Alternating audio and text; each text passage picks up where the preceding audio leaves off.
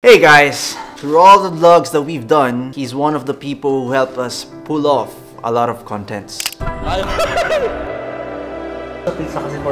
you, Chef!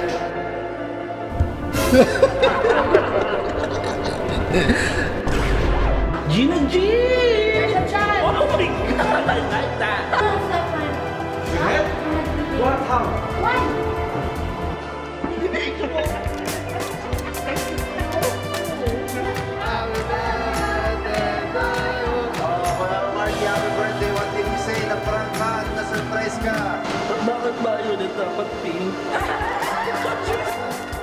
Chef Marky isn't just our chef, because for the past 6 years, he's been there with us and we treated him as a part of our family. Pero sometimes, good things come to an end, because this time, we have to let Chef Marky go. Alright guys, so si Chef Marky nag-doorbell na. Kakarating niya lang. So ngayon, we're gonna act like there's nothing happening. And yeah, surveillance muna. Surveillance cam.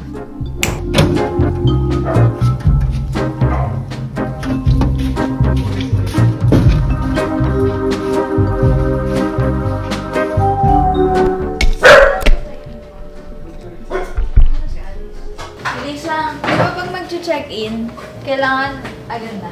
Hindi ka mag-check-in? Baka siya lagi dyan! Si Marky, sa akin iiwan lang. Ito na kasi naman. Sino magsasabunin sa akin? Hello? Hindi! Chef Marky! Obviously, pag ganun-ganun sa gilid. Alam ko nag-makeup ka kasi nahalata mo na. Obvious kayo eh. Alam naman natin na you're about to leave. And we're just gonna ask one thing from you. Last request. Pwede mo ba kami ipagluto ng isang huling beses? Isang huling beses! Dapat meaningful kung bakit ito, ganun. Pwedeng humindi. Hindi ba? Di ba lang? I-surprise mo kami. Hindi mo sasabihin sa amin kung ano yung iluluto. Sige. Sige ha, baka natin yan ha. Ano kayo So, abangan natin yung iluluto ni Chef Marky for us. Ba't parang iyak mo si Chef? Hindi ako umiiyak, no? Ba't parang may luluho na Wala sa ako sa inyo. Kasi ginulat mo. Wala na! Chef, I love you! Pagluto yung... Ay, naiyak siya kasi mamimig na ako. Vlog ko kasi wala pa. Alam ko! Saan doon ang ilong ko kanina pa ako umiiyak. Ba't ka umiyak?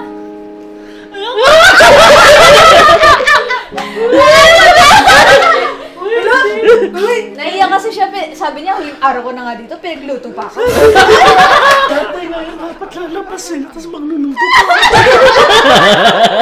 Ang pangit mo pala umiyak. Ano ba? Kasi nga Sunday ngayon, tapos pinagluluto na. So while Chef is grocery shopping outside for the ingredients that he needs, right now we're here back at home. We're gonna try to like set up something, a little bit of like a chef-themed setup, Bon Voyage setup para sa handaan natin kay Chef mamaya. Let's get going!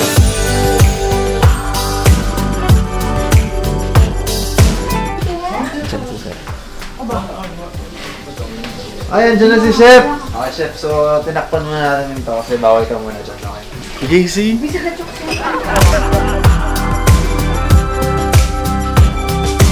Nagtawag tayo ng mga other friends ni Chef na hindi niya alam. Tabating na iba. Okay, so right now we have the apron that we're gonna give Marky at mga colorful pens kasi lahat kami magbibigay ng message sa kanya at lalagyan namin sa apron niya. So, ayun. We're gonna miss you, Marky! Bumalik si Mayora sa vlog para sa'yo. Spin me around and around, turn me upside down. Spin me around and around, let me feel. After ng ilang oras, nakaisip na ako anong lulutuin ko. Sabi nila sa akin, nilagay si nila pani. Ano ba yung una mong niluto? Baka pwede yun na. So ayun, kasi yung bagong pasok ako dito sa bahay. E di syempre, kailangan ko na magtrabaho agad din. Magluluto na ako ng lunch. Tignan mo na lang muna kung anong merong mix na nandun sa freezer. E di binuksan ko yung freezer din. Gusto mo. Baka lang meron. Kung ikaw Pinoy, Siyempre naisip ko agad yung caldereta. Yun yung niluto ko. Nagustuhan naman nila. Sabi ko, why not? Yun na lang din yung iluto ko. Sa pang last na dish na iluluto dito sa Beso. Diba, first and last. Caldereta. Go for those. So the thing that we're gonna put here is the additional food. So we actually like ordered outside, not just what Chef Marky's cooking, para hindi siya masyadong mahirapan na maghanda ng sobrang dami. I'm not dreaming. I'm not dreaming. So yan guys, feeling ko ma-achieve ko yung gusto kong gawin. Yung magalit sila sa buto. Hey, I hope you're doing well. I know it's been a while, but you're still in my head. I wonder if you After hours of preparing, our setup for Chef Marky is actually done. And here it is. end. But life is what it is, and I will try to mend. Though I'm kinda hoping that you feel the same as I do right now. So you guys have seen that, and now an update. It's already 11 p.m. Patapos pa lang ata magluto si Chef Marky. But it's time to prepare ourselves for the surprise. Tawagin na natin lahat para sa kanyang despedida na wala siyang alam. So, About you all the time, like when we were driving in our car. Looking Baby gosh, you want me to help? I'll help. so guys, ang theme natin for Chef Marky's despedida is chef theme. So we got a chef hat, an apron over here, and we're all gonna be wearing this so that we're all gonna look like a chef. Ay, pasok to. Pwede tong dishwasher. Siya yung head chef. Sa base 3. Ayan na, hindi na siya dishwasher. OJT.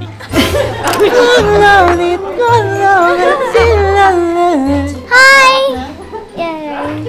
Talia, call mom and dad. Call mom and dad. Okay, They need to be okay. here. Let's go and call Mama and Dada.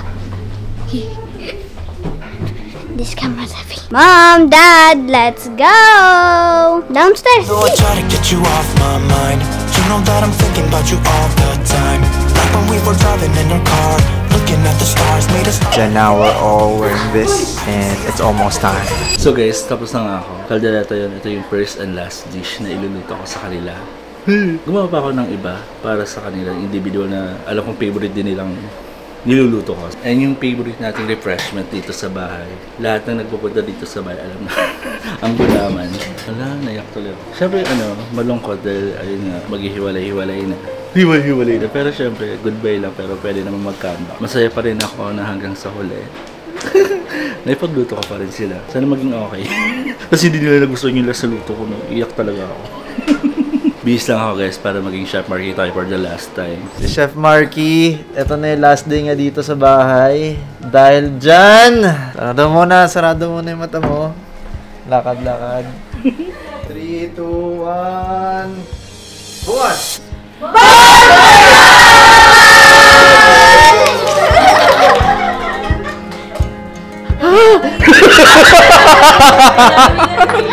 So Chef Marky ngayon, nandito kami ngayon as a chef, parang ikaw, to celebrate, you know, yung pagstay mo sa bahay na to for so long. So for that, here's a despedida party for you.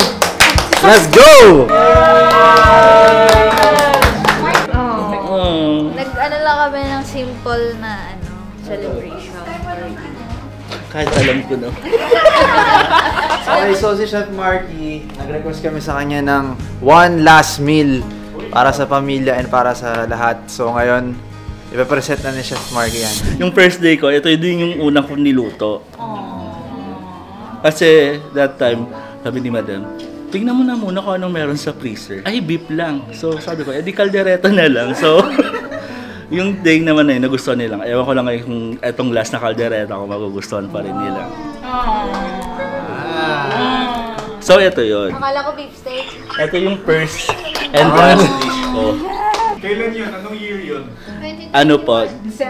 January 15, 2020. Nag-isip din ako ng parang individual dish na paborito ng family na ewan ko, yung niluto ko nagustuhan naman nila that time. Hindi ko lang sure kung gusto pa rin nila. So, for Madam ay saka kay Ninya, yan si Madam, ito yung palagi nila request kapag nagmamarket ako. Tuwing ganyan yung ulam, anong tinatanong mo? May kamote ba yan? Wala po.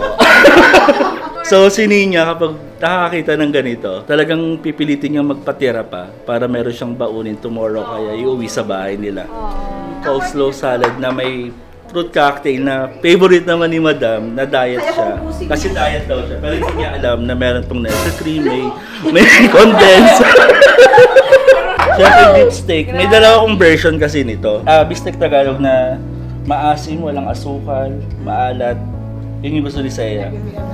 So si Rans, sinama ko na rin dito kasi si Rans, pihikan, ayaw ng pork. Pag pork na yung ulam, hindi yan kakain. So, pero pag beef, yan kakain siya. Saka dapat may side na potato. Ano siya, niluto ko lang na hindi ko alam yung pangalan pa rin.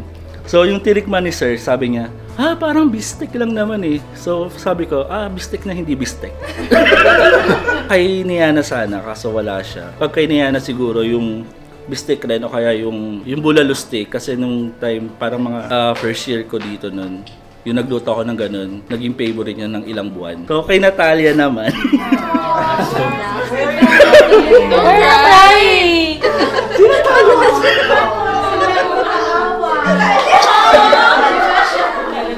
Lagi mo sinasabi, you're fired. You're fired! Lagi sinasabi, you're fired, you're fired. Si Nat kasi, marami kaming away.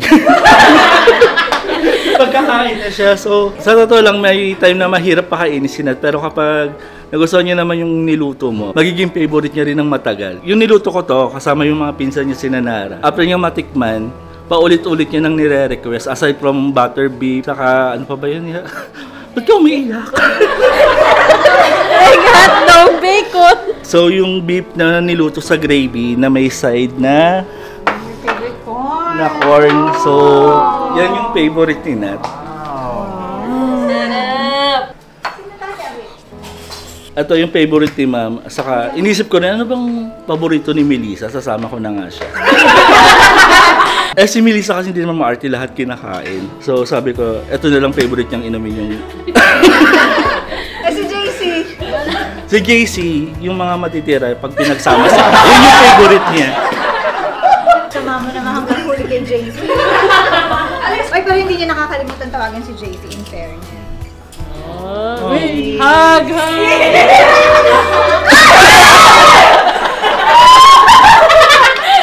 So once again, thank you Chef Marky sa mga yan, Thank you, sa mga Chef. naluto mo for us. Kaya ka pala tumagal kasi nag-ready ka ng isa-isa. And Also, yeah, thank you for being patient with us, no? I know Yes. iba yung gusto namin, medyo nakaka-stress din. So, thank you. Mangan! Let's eat! Thank you, Chef! We were running high, but now we're letting go. And finding the way back is all I know. All I know. From now, I'm thinking about myself. I'm minding just my own. So when we meet again, I'm fine by then. Fine by then. I'll be fine by then. We were running high, but now we're letting go. And finding the way back is all I know. I'll be fine by then. Mag-gather tayo lahat dito and then let's give our message to Chef. Ingat ka dun and good luck sa tatakin mo dun. Naalala ko na yung mga memories natin, yung parang pag may sakit ako, ikaw lang yung nakakagawa ng perfect chicken noodle soup. Sobrang proud ako sa'yo at tapos narinig ko yung news na yun, hindi ako na-surprise kasi alam kong balang araw mangyayari din yun at tamang araw nangyari din siya. We're always here for you. You are now part of the Guerrero family. You're my idol. Thank you, Nina Mayora. Pagka kahit wala si Seiya dito, basta may nagiyang pupunta kami kasi alam namin masarap yung pagkain na nalulutuin ni Chef. Tapos lagi niya inasar yung mga damit ko, sabihin niya, Favorite yung mga damit niya. sabihin niya, oh, kita na naman yung pusod mo. Tinakpan ko today. Ako hindi ko siya mawalakin. Kasi ito yung naging comfort zone niya. Good luck, Chef Marky. Sobrang miss ko yung mga luto mo. Walang nakakagawa na luto niya kundi siya lang. Gustong-gusto ko kapag may shoot dito sa bahay kasi hindi ko na kailangan kumain sa amin kasi alam ko pagdating dito may food. Ikaw lagi yung, Chef, kailangan namin ng ganito. Chef, kailangan ganito. Chef, yung food, ganyan, ganyan. Tapos pagdating namin, ready na. Tapos, wala na kaming katulong ni Auntie Donnie! Kahit anong dumating na ano sa...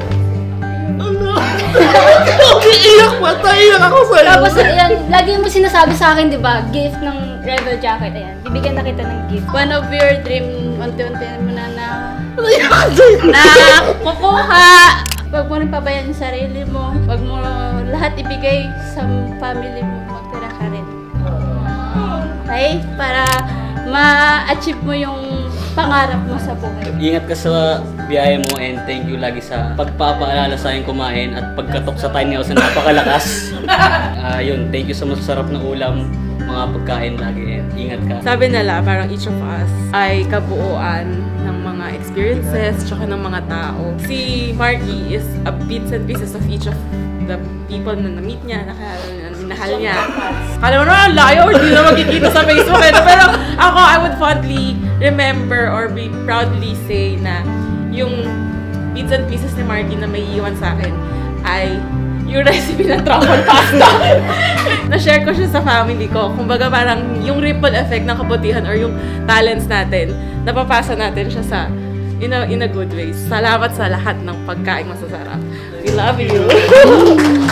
Basta every time pupunta kasi ako dito kay Lasea, lagi ako dumediretso agad sa kusina. Tapos tatanungin ko si chef, anong ulam? Tapos lagi niya sagot sa akin, gutom ka na naman. Dahil naging close kami kasi parang every time pupunta ako dito, kinikwento niya yung nangyayari sa life niya, gano'n. Ay, tapos itong bag na to, nung unang gamit ko, nakita niya, sabi niya, alam, ganda niya na. Tapos syempre, meron din akong gift na binili. Wala, grabe ka naman. Huwag mo akong papayakin. Siya sa pinaka, memorable na tao sa buhay mo. Yung parang once you meet him, talagang maalala mo siya for the rest of your life. Hindi lang yung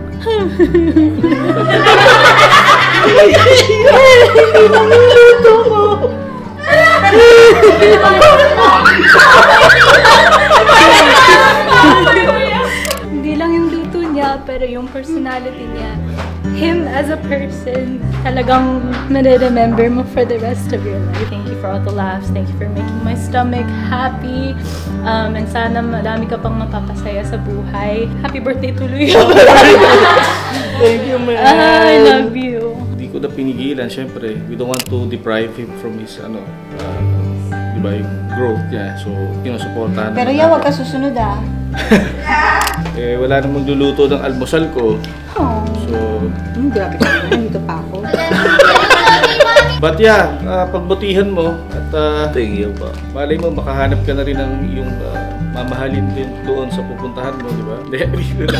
No, but nandito lang kami. Kung may problema ka, alam mo naman, always nandito lang ako.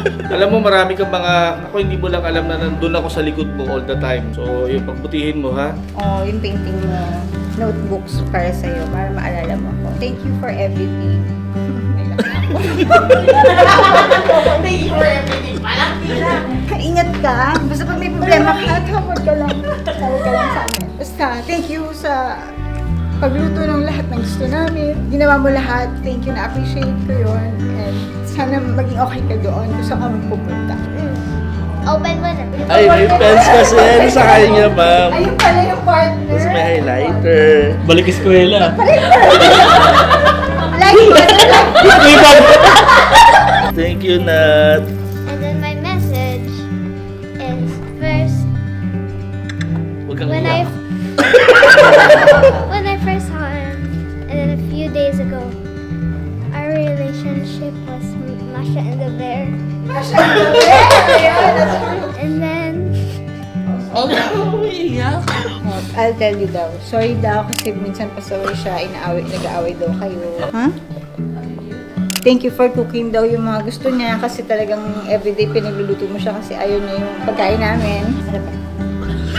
Thank you for always helping me, sabi niya. I hope you have a safe drive. Sobrang. Alam talaga di tayo nag-aaway. kasi sabi ko sa sarili ko, di ako iyak. Okay.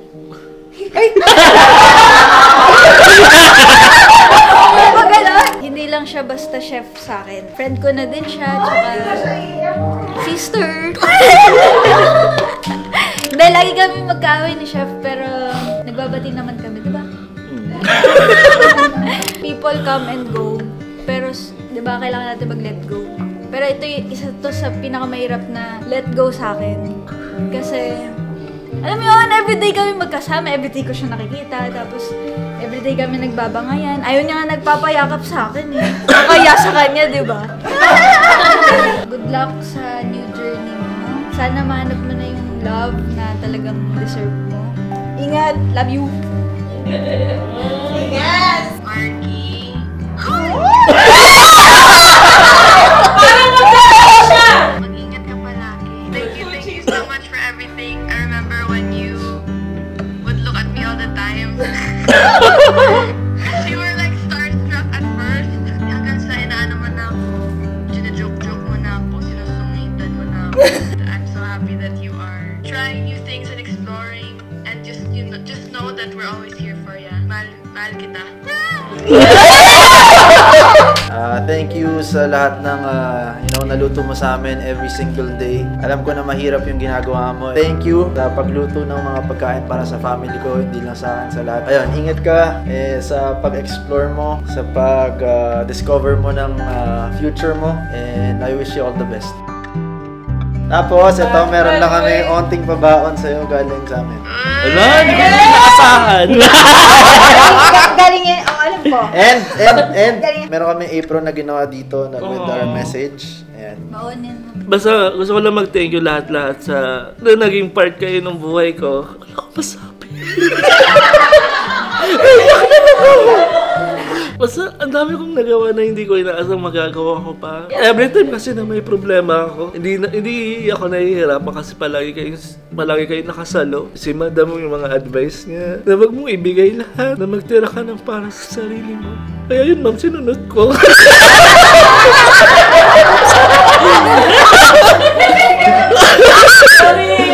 Kahit anong mangyari, nandiyan lang din kayo palagi. Ako rin naman nandito pa rin. Ayan, basta super thank you. Bon voyage!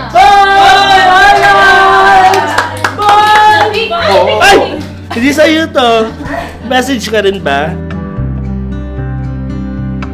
Ano pong gusto niyo? Pamarinig mo yung chips niya, yung Doritos.